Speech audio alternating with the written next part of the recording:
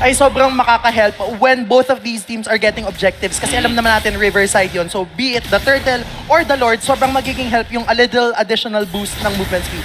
Half HP para dito sa Turtle. Eto Max, umikot na. Nauna, umikot doon na si Eto Max para secure nila yung Turtle. Andor yung naipit lang din naman dito. Mabubuhay ba? No, sir. Mamamatay lang din naman siya. Pero Ryota, with the bravest fighter, makakasecure din naman ng isang kill. Ang nangyari lang doon ay palitan kung palitan pero hindi pa pala tapos. Atoy Ryota will go down. Hindi na kailangan lumapit ni Haji. Compared to his opponent, which is Atoy R. Ito ang blacklist ngayon. Ayun! Grabe ka naman to ni Insan! Napakabilis! Ang tindi naman nung ginawa niya doon na flicker, wild charge, tapos onting pasok lang ni Eto Max. Definitely mas malakas yung damage output niya with the retribution. So kailangan ni Rene J ma-crowd control yung kanyang kalaban as well as Edward. Kailangan maganda yung patong-patong ng skills. Maagang pagtalon doon mula kay Ryota at nandito Sensui agad. Ang gusto nilang bigyan, gusto nilang patayin pero si Eto Max umikot-ikot na naman. Yung instinct ni Sensui ang mananaig sa retribution at mukhang itutuloy lang nila to kasi mukhang sila yung lamang when it comes to the team fight. Haji makakasecure na naman ng isang kill. A total win for Blacklist International. 2 kills and a turtle. Para sa final turtle of the game. Lalong-lalo na parang gusto na ring sumama dito ni Oheb. Pero Si Sensui! sisilip lang naman yata ng bahagya. Napagamit pa nga siya doon ng kanyang ultimate. May ginawapit lang naman dito si Eto Max pero nasipa ni Rene J. Pero yung turtle mapupunta pa rin naman kay Andoryu. Pero Blacklist, mukhang gusto pa nila kumanap ng kills kasi 5 miyembro pa rin naman ang buhay. Pero for Omega, nanakawan pa sila ng turtle. And ito yung sinasabi natin kanina, mataas yung damage per second. Eto na naman yung wild charge! Si Oheb yung target! Ryota with the flicker! Bravest fighter, makakasiguro sila ng isang kill. Make it 2 para sa kanya. Mapapaback away ngayon ang mga miyembro ng Blacklist. Ang gulat na setup na ginagawa ni Chakno. 2 beses niya ginawa yun. 2 beses na tayo napasigaw. Ilang beses pa kaya tayo mapapasigaw ngayon kasi nag-conceal na naman sila dito. At mukhang si Atoy R, likod na naman yung magiging target niya. Naipit pa nga doon si Sensui. Pero si Atoy R, ang target niya lang pala doon sa likod, si Oheb and si Haji. Walang damage leader ngayon ng mga miyembro ng Blacklist.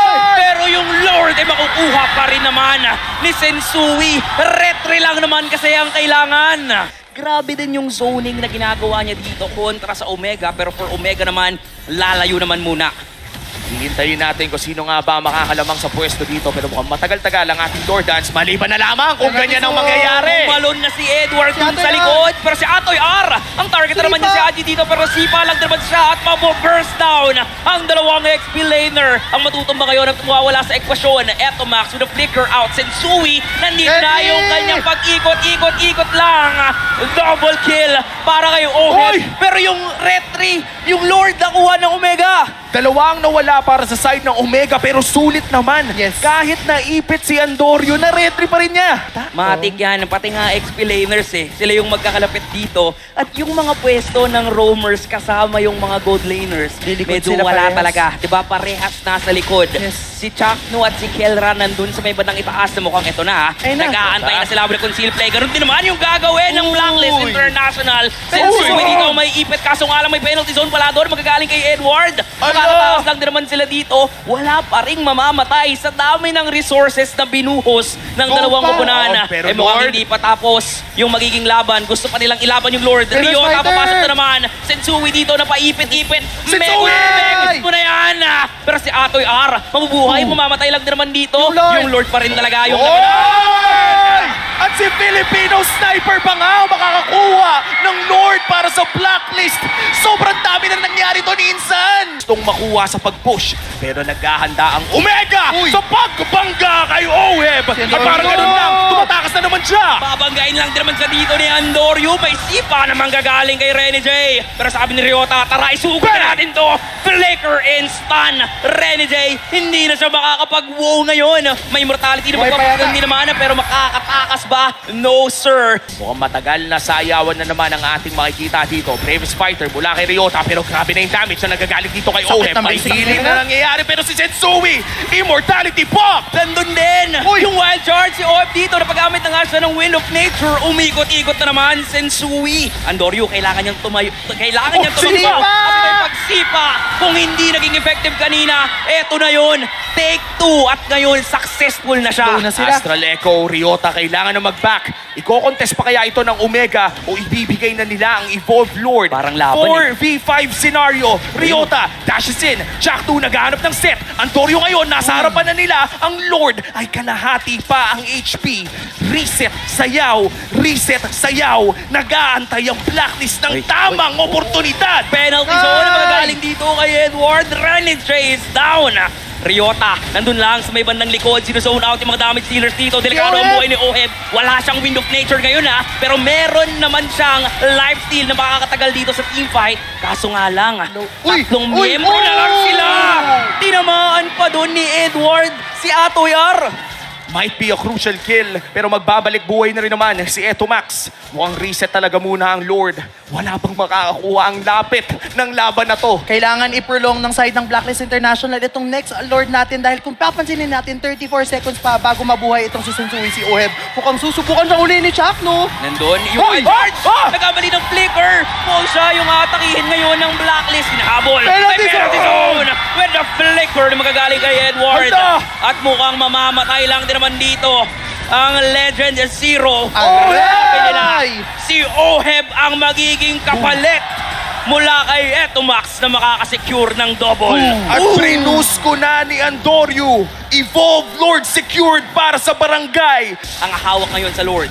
Reset na naman, pero mukhang Astral Echo ay Uy! mababato. Nasipa dito si Andoryu, mabuburst kaya Andoryu! siya. Ang delikado, yung Hoy! buhay niya dito. Pero si Atoy R, nandun sila sa likod kasama Kelra? niya si Kelra. Napagamit lang din naman ng penalty zone si Edward para pigilan ng Omega. Wala pa rin mangyayari. Sobrang dami na clash na yan, Insan. Megus mo na yung base. Eto na yun. Mamamatay!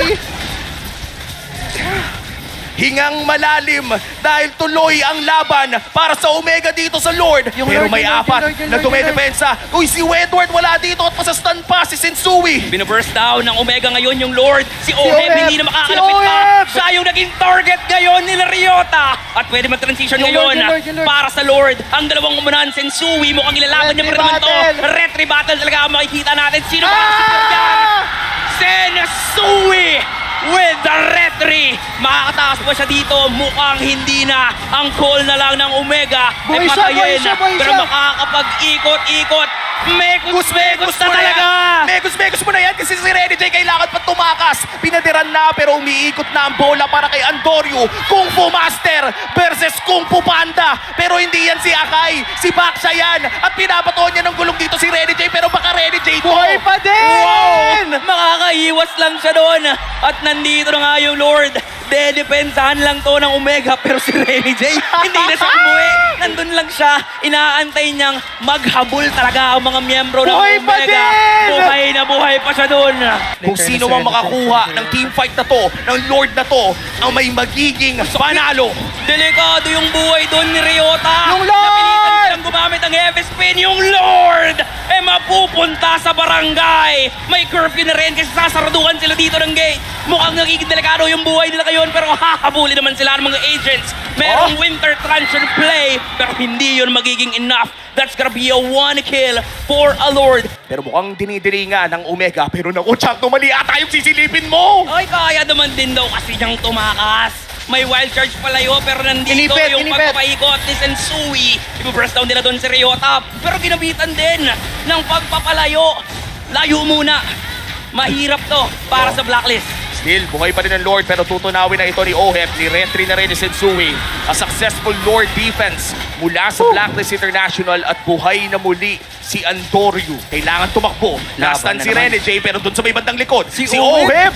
Si Oheb yung target nila pero yung sakit. penalty zone ni Edward ang makakapigil Chakno! sa Omega. Naipit doon si Chakno. May mortality lang din naman siya. Wala siya ngayong magagawa kundi mamatay na lang dito sa laban at a Blacklist International. Sobrang ganda ng counterplay na ginawa nila doon. Naku, yung magbibigay pa ng vision para Yes. sa Omega ang nawala. Ngayon na maglo-Lord na ang Blacklist. Ganda ng ginawa doon ng side ng Blacklist International because that way, not only -1 na yung side ng Smart Omega, alam nila na yung in terms of setting up, si Atoy R na lang yung may capability nun. In fact, wala na silang inherent crowd control kasi wala nang stun coming from the side of OMG aside from Atoy R. Pero pinul ng Omega ang ibang miyembro ng Blacklist dahil nag-split Yung top, push si yung top, Kelra. yung top. Laban na naman ang retry dito sa may bandang gitna pero meron ding split push. Saan ka titingin? Tumalon doon si Ryota. Sabi niya, zone out na lang Yung natin to. Lord! Nag-flicker in pa nga siya doon. At mukhang may pagpapaikot-ikot na namang makikita. Yung Lord! Si Oheb! Ang naging target dito ng 3 miyembro. At yung Lord ay mapupunta pa nga sa side ng barangay. Si Haji ang susunod nila dito. Mukhang sasagasaan na lang din naman. At may immortality siya dito pero mukhang hindi na siya magtatagal.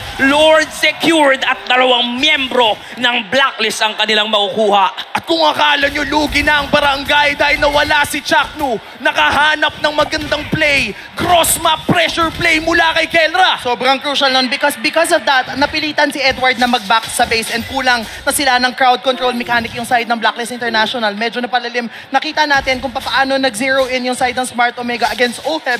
And because of that, wala nang damage dealer yung Blacklist International. 3v5 scenario, makakadepensa pa kaya ang Blacklist? Nandiyan naman yung sipa, pero ito na naman, yung heavy spin na kinopya. Pinapalayo niya doon si Rene J at mukhang mamamatay. Mawawala ng immortality na rin naman. At ngayon may Sayang Lord. naman. May pagdepensa lang din naman na gagawin dito si Edward. Gustong patayin ng Omega ang mga agents. Pero sabi nila, Tower Lock para sa Game 1.